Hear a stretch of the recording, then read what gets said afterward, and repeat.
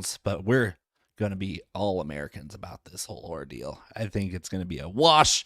Sweep of the podium for the old red, white, and blue Star-Spangled Banner. Play it 3 times if you want to. Let the whole world know. We're going to have a really nice, expeditious show here. Make sure you like this video, subscribe to the whole damn channel, jingle that bell for notifications. Let's hit the intro and get into the Olympiad.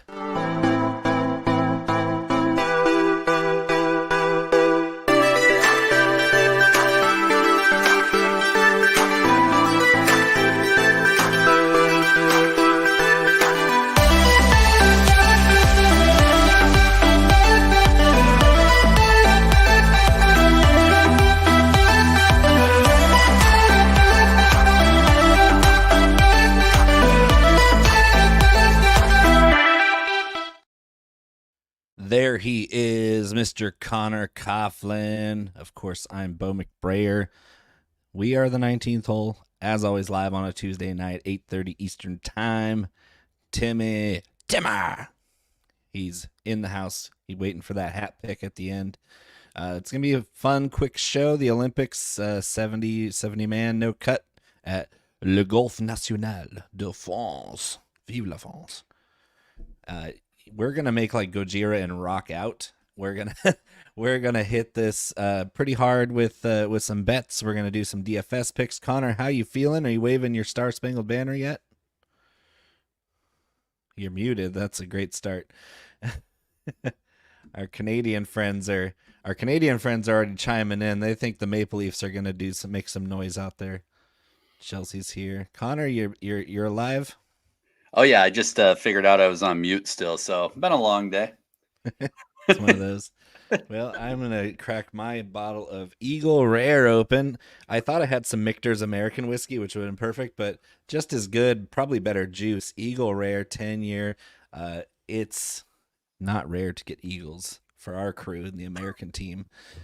Colin Morikawa, Xander Schauffele, some guy named Scott Scheffler, and Wyndham Clark is on the team somehow. Yeah, isn't that weird? Well, it's based on world golf rankings. So if Bryson was getting more points, he just missed out because the cutoff was before he won the U.S. Open. So it was if Bryson would have won the U.S. Open before they made the cutoff, he'd be on this team, which is pretty cool. I know that there's like a lot of talk about Bryson not being on, but like I don't know. Do you feel like Bryson sets up all that great here? Maybe No. Wyndham is the better. I don't think either one of them is a great fit for this course, but No. the other 3 guys on the team definitely are. Yeah, this should be pretty. Don't mind me, I'm struggling with this cap. Like I told you in the pre-show, I had a rare occasion where I actually had to go to the office. So I was running a little late, so we'll just be tapping into the old Kirkland small batch tonight. Shout out Costco. Hey, get your membership sign up now before the rates go up in September. It's only going up $5 for a year, but it's still pretty good. It's still pretty good. It's pretty. It helped my stock price. Shareholders are happy that the membership's going up. That must be nice. I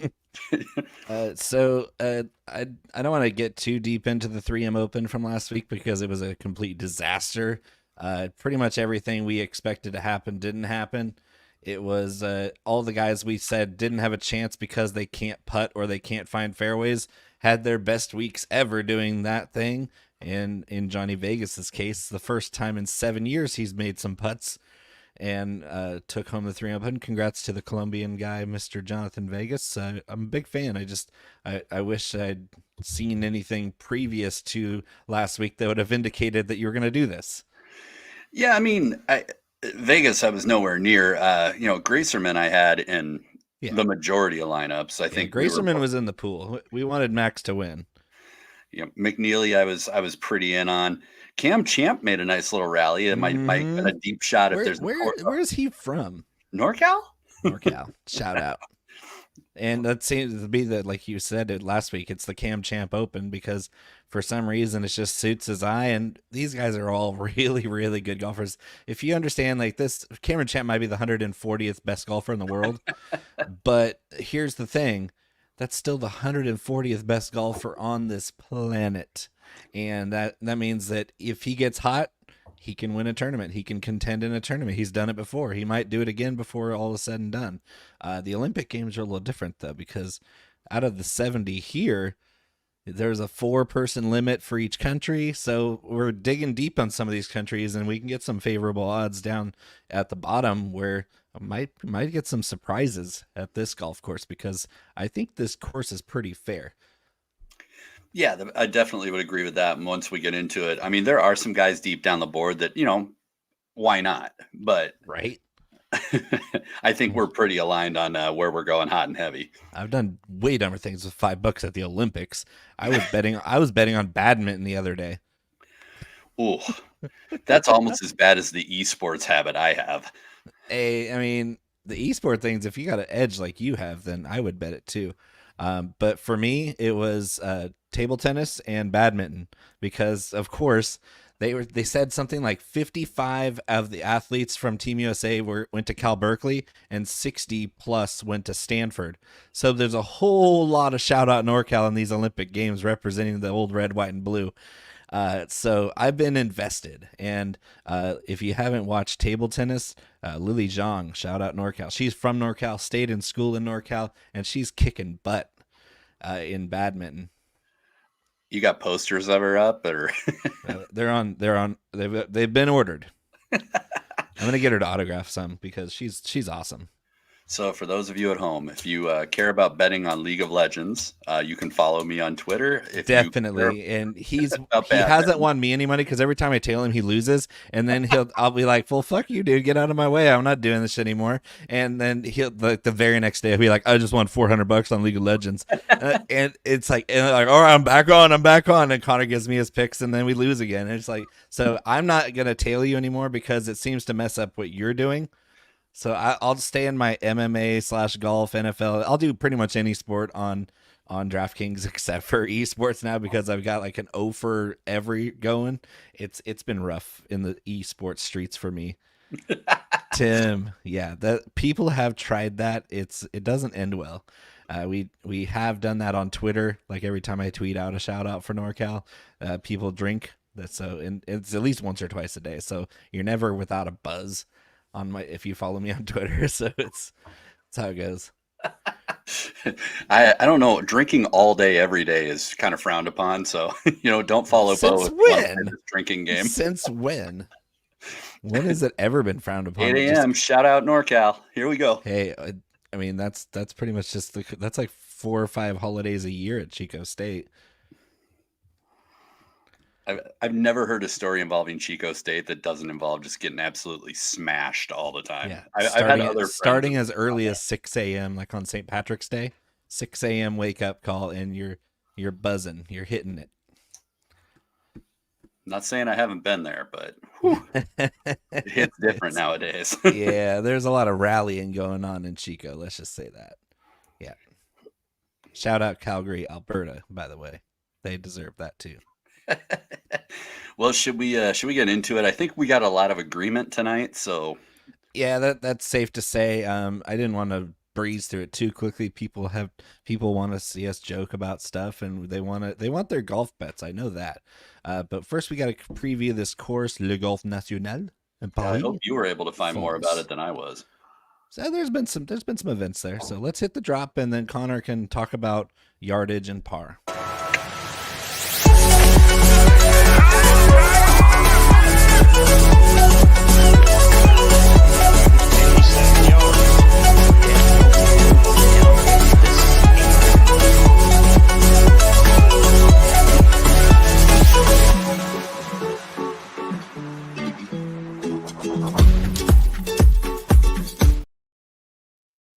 So Connor, I still haven't found an edge on this tab, so I'm just gonna do this while you're recapping the Le Golf National.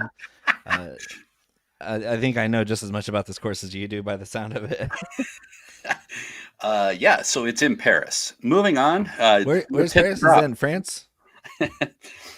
So we are at the Olympics, in case you didn't know. It's the Golf National in Paris, France. It's the Albatross course, par 71. we haven't been blessed with a scorecard or many stats for the course this week, so we're doing our best. It's somewhere between 7,100 and 75 yards, possibly stretched out to 7,300. Fairways and greens, they could be bent grass, they could be POA overseed, they could be something called meadow grass. There's a lot of conflicting information there, but for sake of argument, we'll call them bent. Yeah, bent. They're mostly bent, at least. So with Le Golf National, it truly is kind of an accuracy course. We've had a few events here, like Bo alluded to, and one constant theme has been there, in that it's they keep it pretty narrow, they keep the rough pretty high, and there is a shitload of water on it. So, that being said, it's again a relatively short course. You're not going to get much of an edge with distance. This really is not a bomb and gouge place. I mentioned it. Water is on almost 70% of the holes. Gosh, outside of that, I think the Ryder Cup is probably the closest that we would have conditions wise. And when that was played, they shaved back the fairways. I think some of them pinched in at like 15 to 20 yards, so pretty tight.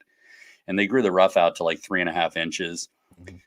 They do play here yearly on the DP World Tour, but those conditions are Lupin de France. Lupin. It's Lupin de France. And the other thing, NorCal, man, we're there, man. Holy shit! Yeah.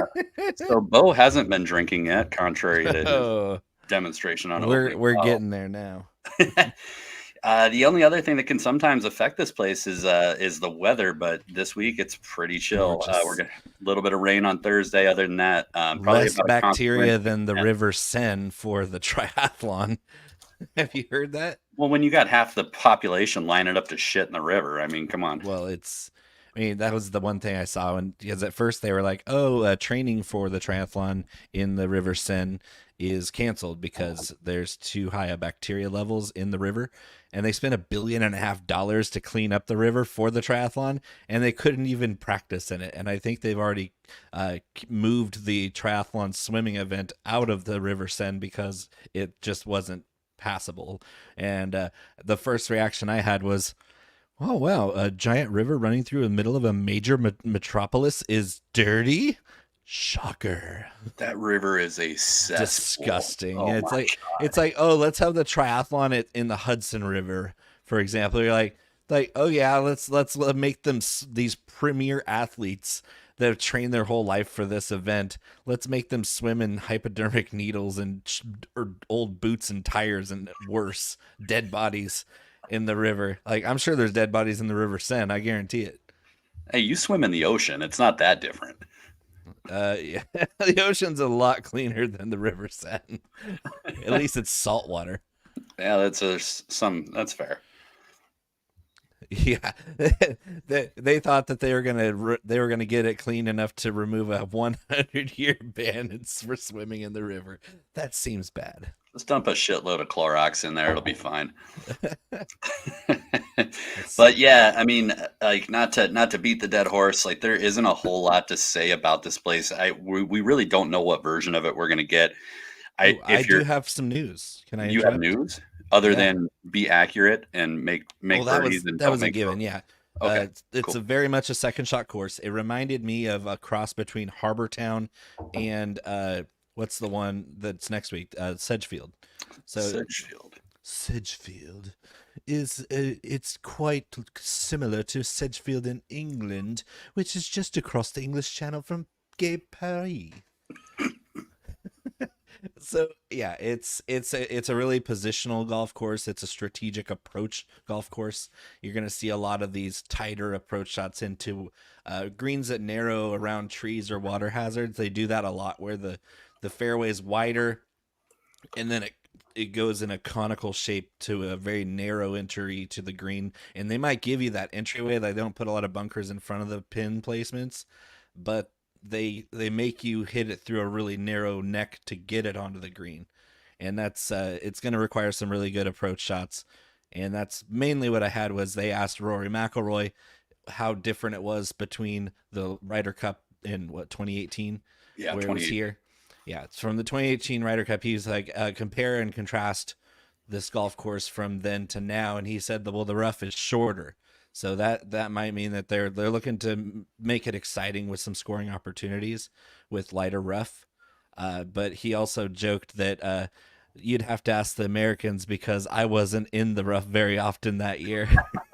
And famously, that I think he was 3-0-1 in singles matches that week. So yeah, that sounds right. yeah, he dominated this golf course. So I mean, before we hit the drop here for betting on golf with Club Twirls, do you have any comments about the top of this odds board?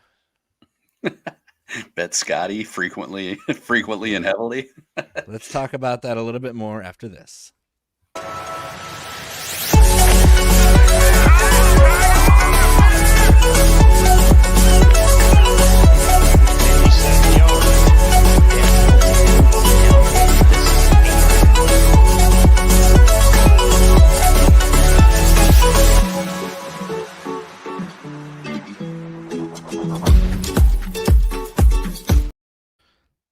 So for the Olympics, the odds are really short at the very top. Let's just be honest. Scotty is coming in on DraftKings Sportsbook and most other books around plus 350.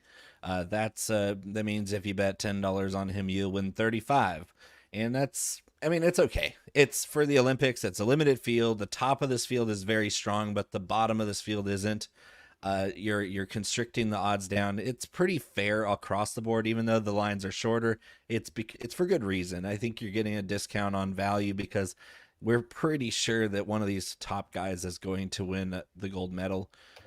It happened last time with Xander Schauffele. Even though he wasn't quite as high on the board, he was pretty high up there 3 years ago in Tokyo when he won. But the other medal winners were Rory Sabatini and CT Pan, which were surprises. But I think the gold medal is going to go a favorite, and we might have one or two surprise silver and bronze winners. But at the top, I am investing in Scotty Scheffler like you are, because, I mean, just think of, free Scotty. Free Scotty. It's okay to drag the cops as long as they don't rip their pants. Pants are expensive, man. $80 to get in that out of his pocket. You think the department would cover that? Hazard pay, at least. God, that's terrible. Anyway, Scotty Scheffler, free Scotty. We're talking about a second shot proximity golf course, and I can't think of anybody better in the last 20 years than Scotty Scheffler at that very thing. So plus 350 is an investment. You have to bet strongly to get a good return, but I think it's warranted here. The next one on my list is Xander, because he's a stone cold killer right now. And if there's one guy that I think could just stand toe to toe with his teammate on Team USA, Scotty Scheffler, it would be Xander. His all around game is everything he does is top 10. There's nothing out of the top 10 in any category that you can find statistically, and it bears out in the results. He has 5 or 6 top 10s on top of 2 victories in majors. He's red hot, and I don't think he has a weak spot. I don't know that his strengths are necessarily going to be amplified here like they are with Scotty, where the advantage for Scotty is definitely on approach, but the short game and putting obviously are in Xander's favor there. I really think that this is going to be a clash of the Titans, and so I wouldn't fault anybody for betting on either one of those 2 top guys for Team USA. Yeah, I mean, I lean Scotty here over Xander if you're only choosing one, and then I think it's Scotty, Xander, and Coughlin on the podium potentially. And I know you and I talked about that. Did I find that odds? I didn't find it. Let me stand by. You go ahead. As maybe an interesting thing to look at though is like Collin Morikawa might edge out Xander. I think Scotty obviously is in a class by himself. And this place being an accuracy and like a distance control type of course. Oh yeah. Scotty Scheffler. He's going to eat.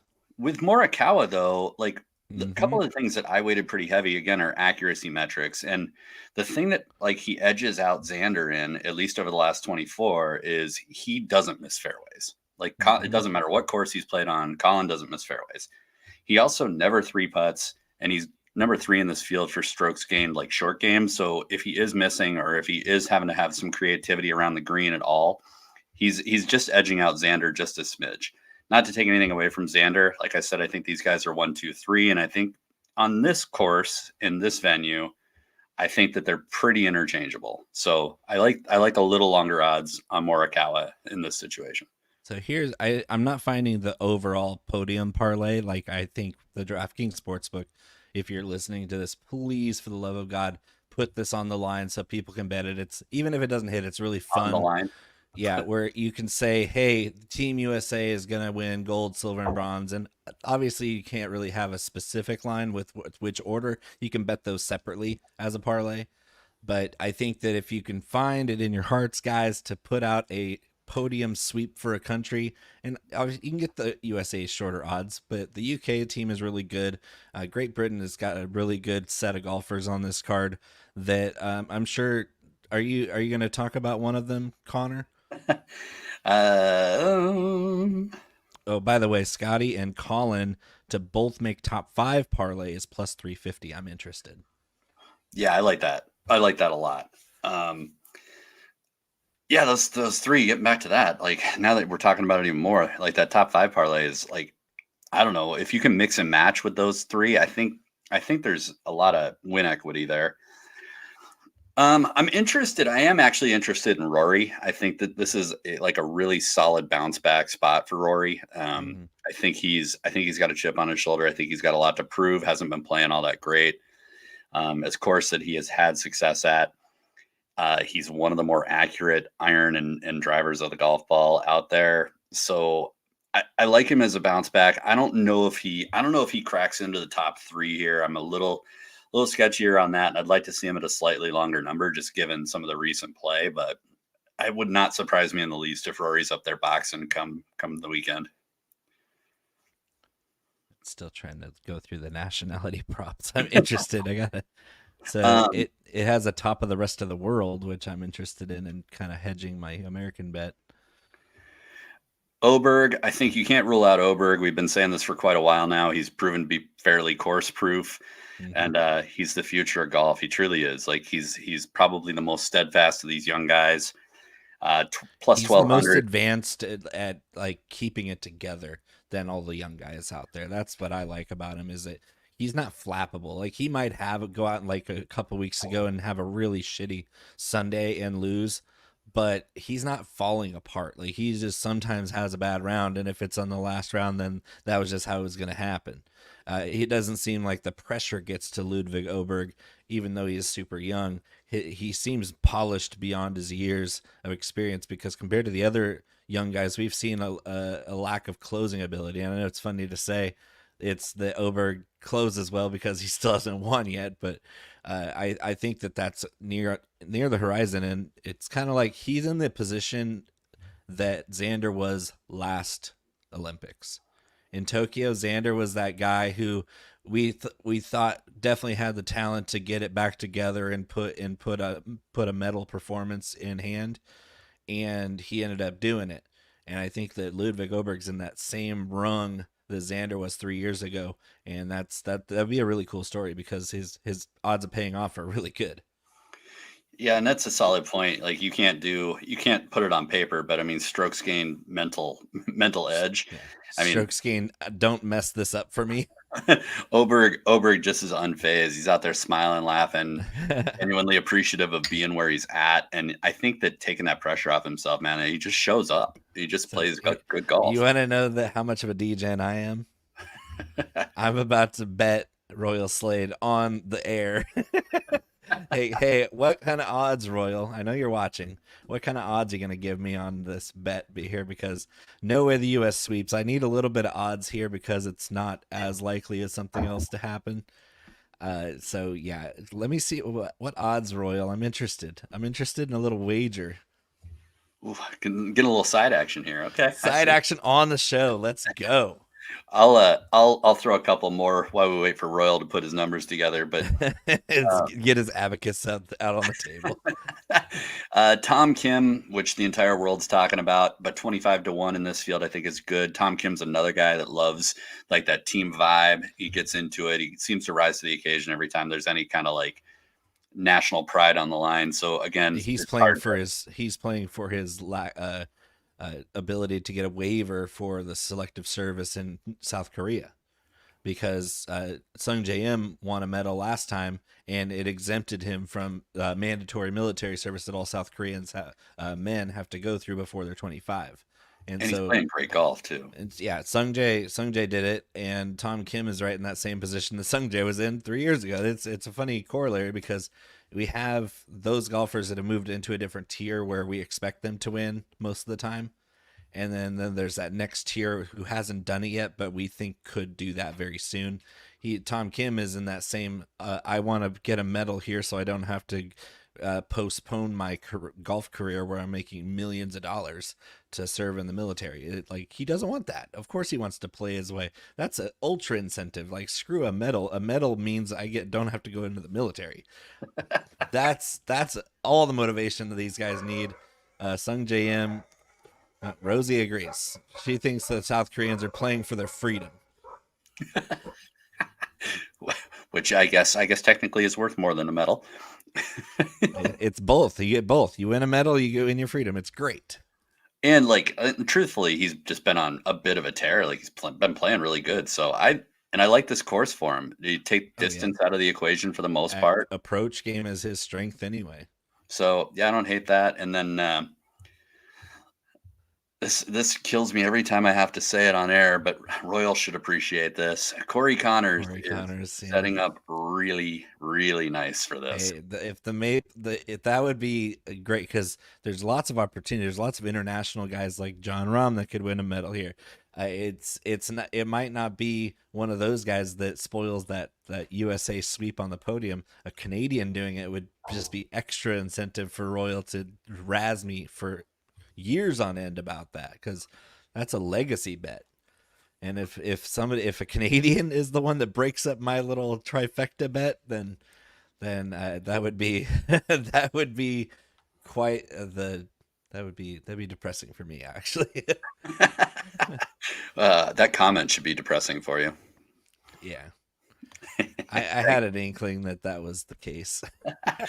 But for real, like, we always talk a lot of shit about Corey Connors not being able to putt.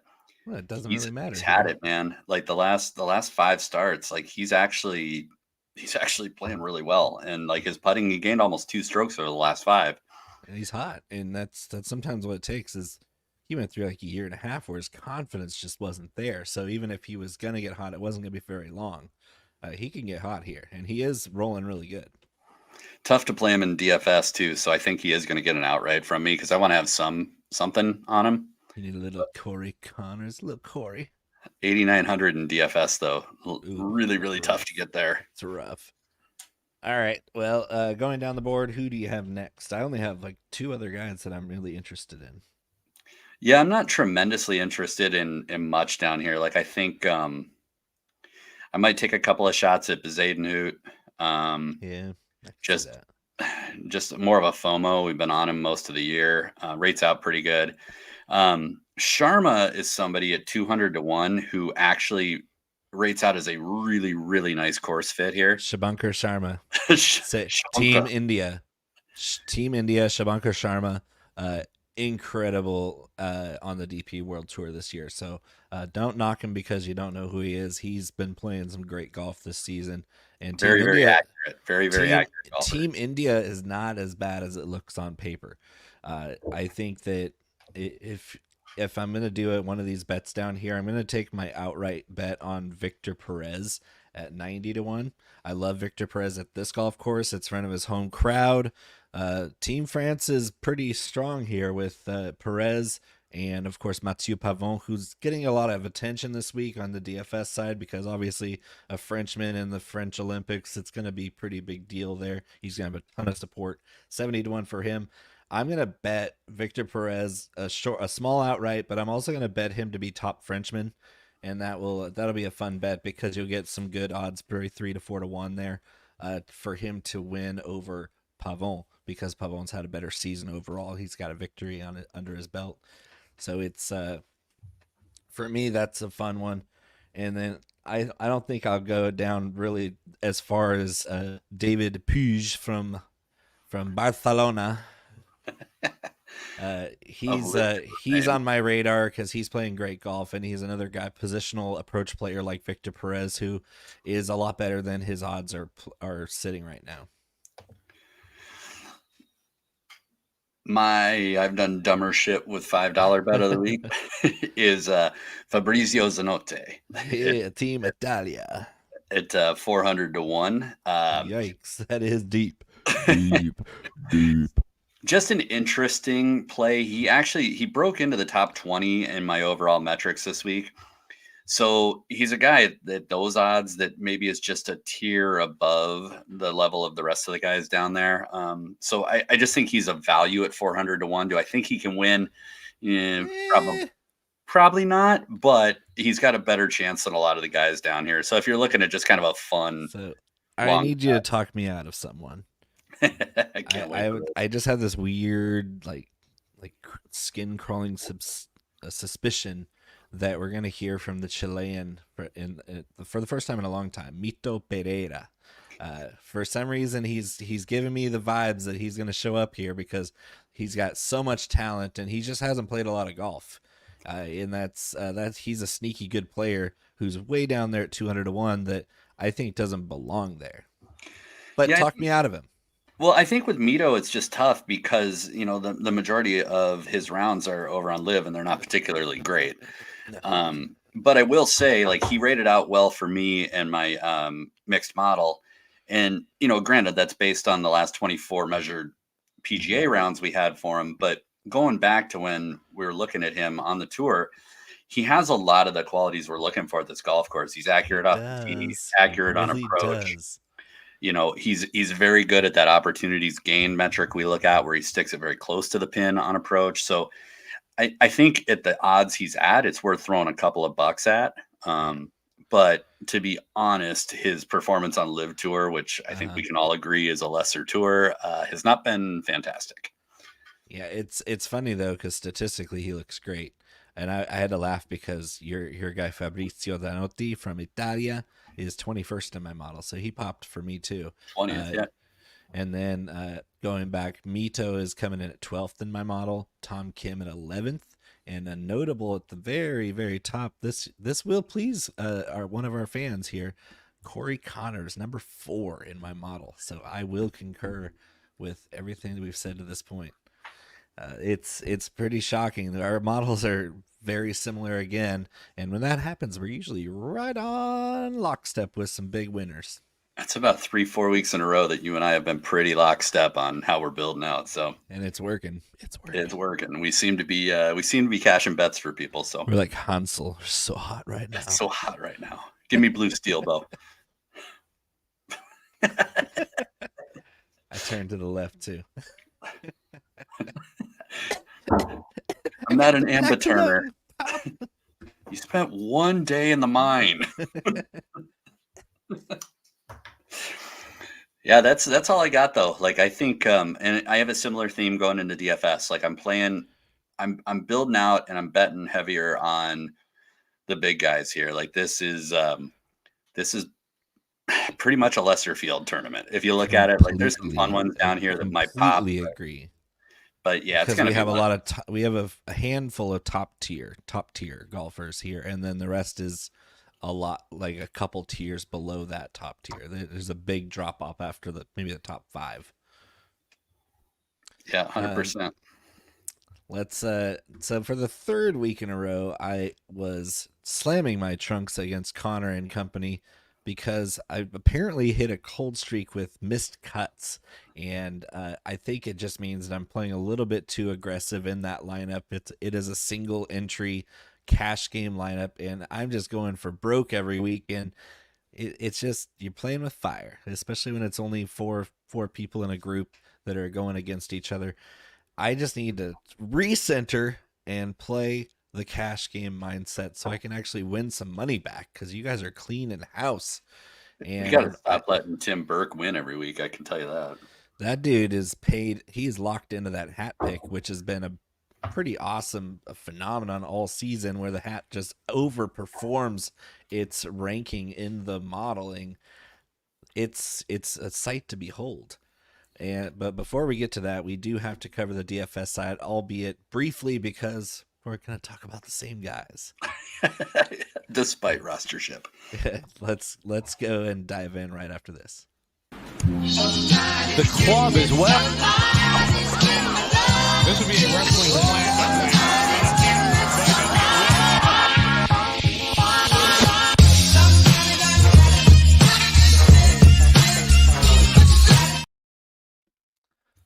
All right, so best value on the board, Connor. I want to talk about the top tier a little bit because there is some difference in ownership percentage here that we can exploit on the DFS side that I was not expecting.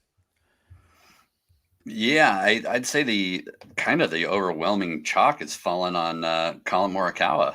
I know it's a perfect course fit. We've covered it in betting because we love Collin this week. You got soft greens and approach based requirements to make birdies, and he's got all of that. You picture the exact golfer you picture for this type of golf course is Collin Morikawa.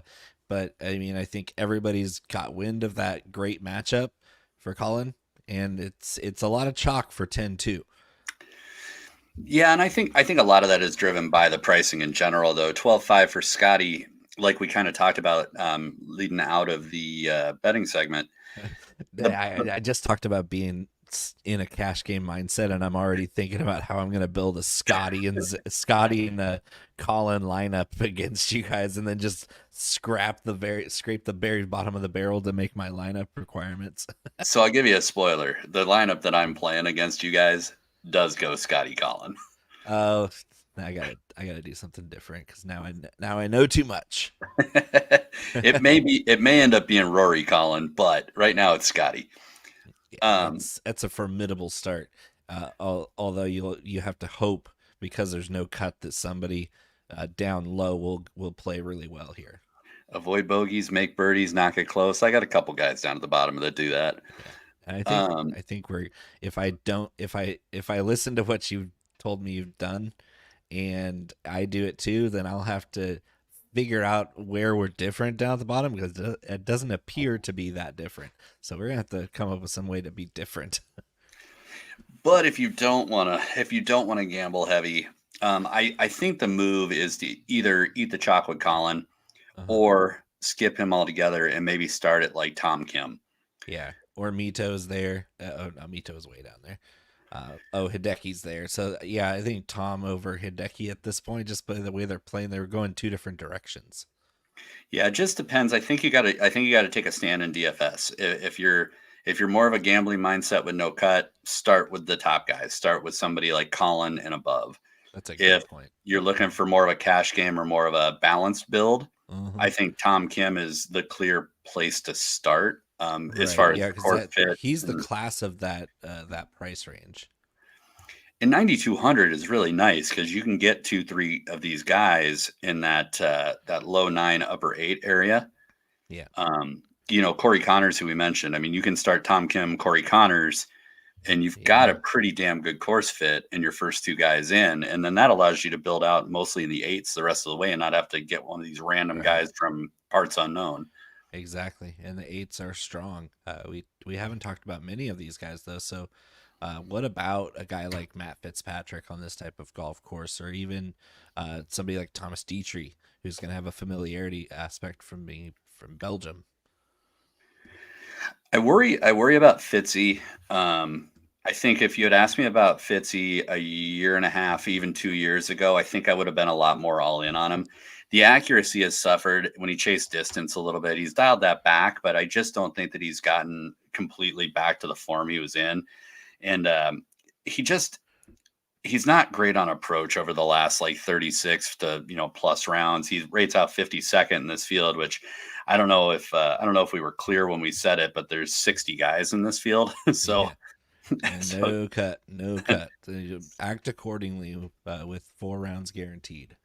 So yeah, it's not a great look for Fitz to be that low on approach on a second shot golf course. Yeah. Pavon's there at 8 flat. I like him. I'm kind of off the high 7s. They look pretty weak sauce compared to the low 7s in my opinion. I really like the guys like Guido and Christian Bezadenhout are right there in the low sevens. Victor Perez, like we talked about. This is a course that we can get value because I think you're going to get a better showing from the low sevens than the high sevens. So if you're in that range, you don't feel like you're missing out on anything by not having enough salary cap. It's not a big deal in this range. Yeah, in this range too, like I'm not in love. I'm not in love with Ortiz, Moronk, Højgaard. I'll probably Exactly. have some. I'll probably actually have some answer. I think vintage. You better have some answer. I think vintage Answer Abraham me. answer makes a fair amount of sense here. Like this would be a Mhm. course that he could play well at. Mm-hmm. So, and he's relatively under owned. So I don't hate it. It's kind of a nice like spot in that mid sevens where I think people are going to be, to the point I brought up earlier. I think the people are going to try and start high with one of these bigger names, and they're not going to be getting a guy in the mid sevens. It's going to be like a high guy somewhere in the eights, couple high sixes or low seven. But yeah, I think it's hard to get to answer. Yeah, and I have and a couple of guys at 69 and 6,800, David Puig and Mito Pereira right there, 69 and 68. They're strong plays for me in that range. It just kind of just depends on how aggressive I'm at the very top for how low I'll have to go in the sixes. In the below the high sixes is no man's land. It's you have Sharma there at 65, but it gets pretty thin in a hurry down at the bottom of this board. The problem with Sharma and DFS is he's pretty chalky. I mean, people know about him, and he's had enough success, and the price is definitely right. I expect some chalk there. Yeah, I mean, if you're playing in a lower quantity entry tournament like a 3 max or something like that, I don't think Sharma is a bad way to finish. But if you're playing in like a 150 entry tournament, like the big $5 or something like that, like you're not going to be fooling anybody. Like Sharma's going to be owned. Yeah. So it's chalk to fade if you're in that type of tournament. Yeah, you'd hope to not even have to be put in that spot because the high sixes are much stronger, and I'd rather end up there than lower than that. That would just be you'd be stretching it thin pretty much at that point. I mean, Chris Ventura at 6,200. Who? Yeah. There's a first mention of him on this show. What's kind of enticing about him is he really doesn't have a whole lot of PGA experience over the last since about 2022. Tim has jokes. So I don't know. It's an interesting guy because he's been doing pretty decent on the World Tour.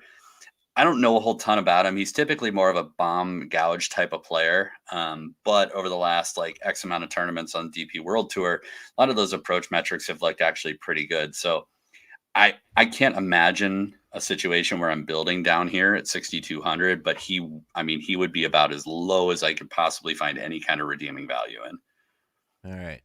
So who is going to win this thing besides Scotty?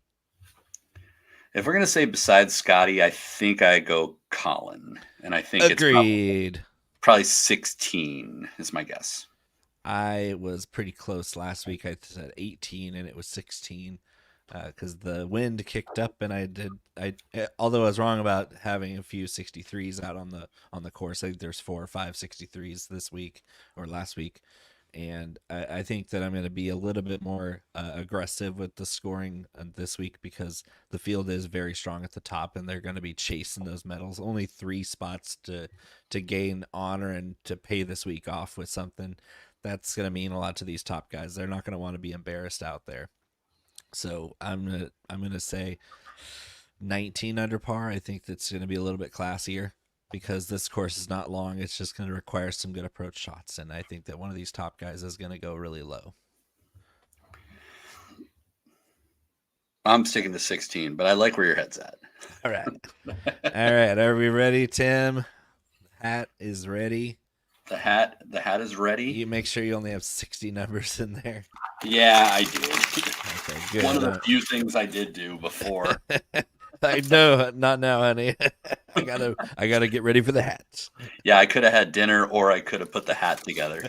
You And chose the hat, wisely. all of that build for the hat to pick number 47, which without looking, I'm gonna guess is somebody we have never mentioned on the show. 47. Actually, we've mentioned him on the show, but it's not ideal here. I got Kaida Nakajima. So yeah, in your case, that is exactly right.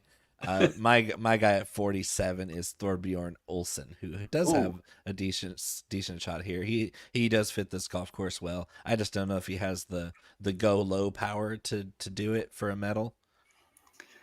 Yeah, I don't know. I did look at him a little bit for DFS. Oh, Kaida is so bad. Boom. Yeah, he's down there. Oh God. Well, maybe don't tail the hat this week. Hey, I'm still trying to find him, and where is he? He's got to be towards the bottom. Nakajima, right? There's only 13 guys below him on my list. Okay, he's 43rd in mine, so not good. Watch him win it. Watch him hoist the gold. God damn hat. Dude, the hat seems to always get it right. I don't get it. Yeah, me neither, but it's provocative. Gets the people going. Yeah. All right, so next week is the final week of the PGA Tour regular season at the Wyndham. That's at Sedgefield. It's Bo's favorite course to pronounce. It really is. Sedgefield. It's very classy. Top of the rung. All right, join us next week. Like and subscribe.